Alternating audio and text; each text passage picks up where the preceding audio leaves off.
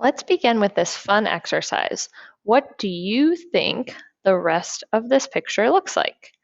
I want you to draw it on your paper, visualize it in your head, then draw it on your paper. And when you're ready, play the video. I'm going to start drawing what I thought it would look like. I wonder if your drawing looks like this too. I'm trying to follow as closely as possible to keep the same distance from this center line on here. So then it goes out like that, and then it goes back down like that. Close. I wish I had a straight edge, but I'm trying my best here. Then it goes over like that, right? Keeping the same distance between here and here as between here and like here, right? And finally, I got out to this end point and I go back. So you have a beautiful star. Did yours look something like that too? Well, this actually relates to the topic we're going to discuss today because the center line is called a line of symmetry. And actually, right now, it's a line segment of symmetry. I'd have to draw my arrows on the end. Now, it's a line of symmetry. A line of symmetry is an imaginary line that can be drawn so that if you folded the image on that line, both halves would match exactly.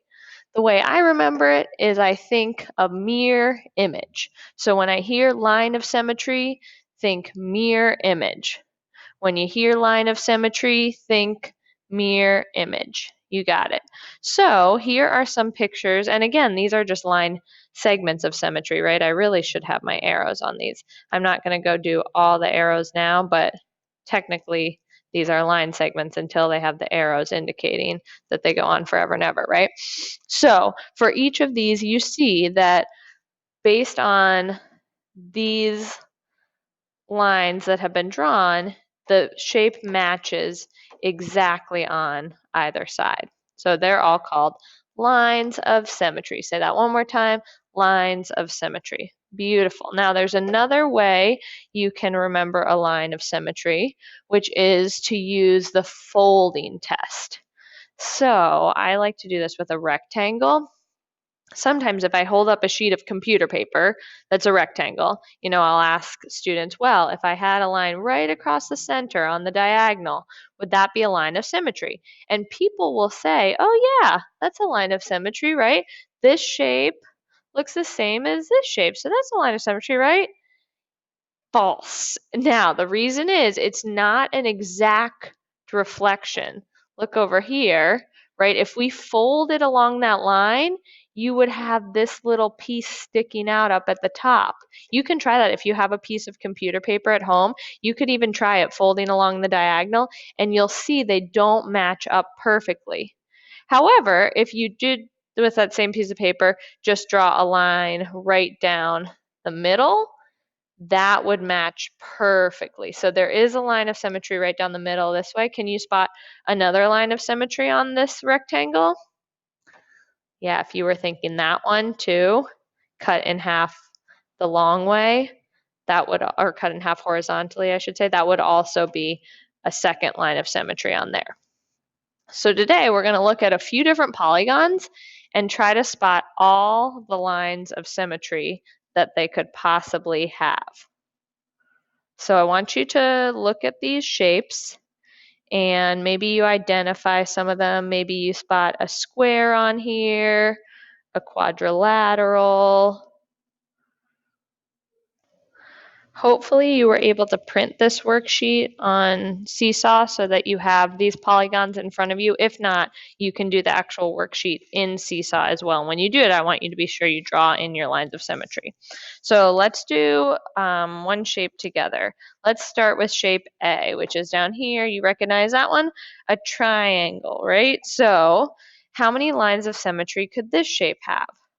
Well, I know if I drew one line here, it's a perfect mirror image on both sides. So that's a line of symmetry. Let's look at it a different way. What if I drew a line that cut from this vertex straight through the midpoint of that side? Do you see how these two regions would match up perfectly with our folding test? So that's another line of symmetry. Let's do one more. I think I see one more. From this vertex through the midpoint on that side. There we have it. That would also match up. Now this time I'd be thinking about this region matching up with this region, right? Okay. Now I think I got all of them, right? Because let's just do another one for fun. Pretend I tried to draw one right across the center. Ugh. The top up here definitely does not match the bottom. So that was not a line of symmetry. So I have a total of 3 possible. So right here in my chart for polygon A, I'm going to label that there were 3 possible lines of symmetry. Now I want you to pause the video and try on your own for B, C, D, and E, and then play back when you're ready to see the answers for those. Just go up through E for now, and we'll have you do the rest after.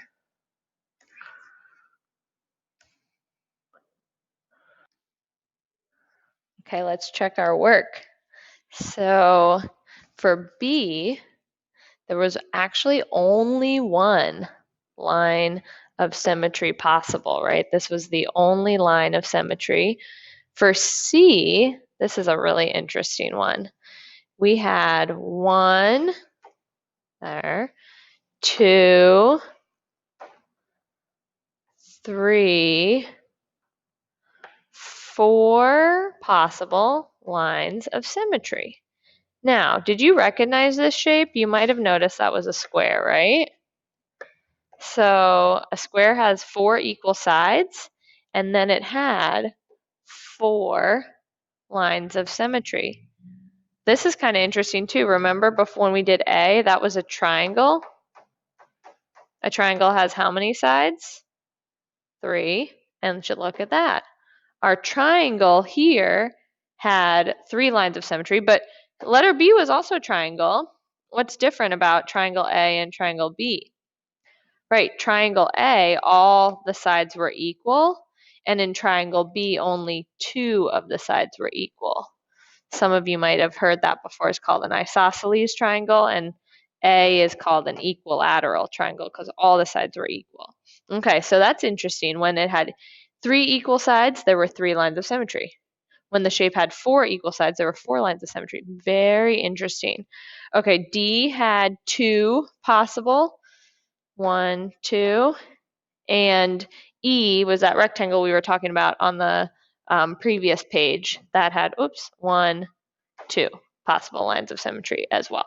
Okay, so keep in mind this pattern that an equilateral triangle had 3, and then a square with 4 equal sides had 4 lines of symmetry. That might help you as you look at especially shapes I and J, because these are figures that have equal sides. All these side lengths are equal. Okay, so keep in mind that pattern as you try out these. Pause the video, find the lines of symmetry for all these shapes. Now keep in mind, some of them may not have a line of symmetry. In fact, I'm going to give you a hint right now. There are 2 shapes on here that actually have no lines of symmetry at all. So don't drive yourself crazy trying to find one. You can notice on those shapes where it won't even exist. Play back when you're ready to reveal the answers. Okay, let's go back over these. I left one of them blank because I wanted to count the lines of symmetry together. But for letter F, it had no possible lines of symmetry. This one, the folding test really helped me because you might have thought, oh, if I draw a line across here. But picture if you folded that, these are not gonna match up exactly if you fold it, right? This would be jutting out there. So F has no lines of symmetry.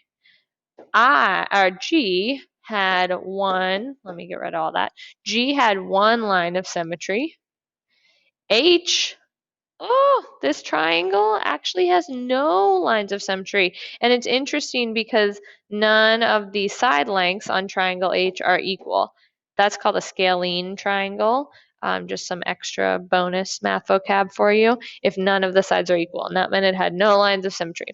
Okay, I had 5 lines of symmetry. And look at that. It had 5 equal sides and then had 5 lines of symmetry. Do you know what that shape is called with 5 sides? Pentagon. Good. Okay, and last one, I left this blank so we could count them together. So J has 6, and actually that's perfect because it had 6 equal sides. Do you know what we call a shape with 6 sides? That's a hexagon. You might have been saying that at home.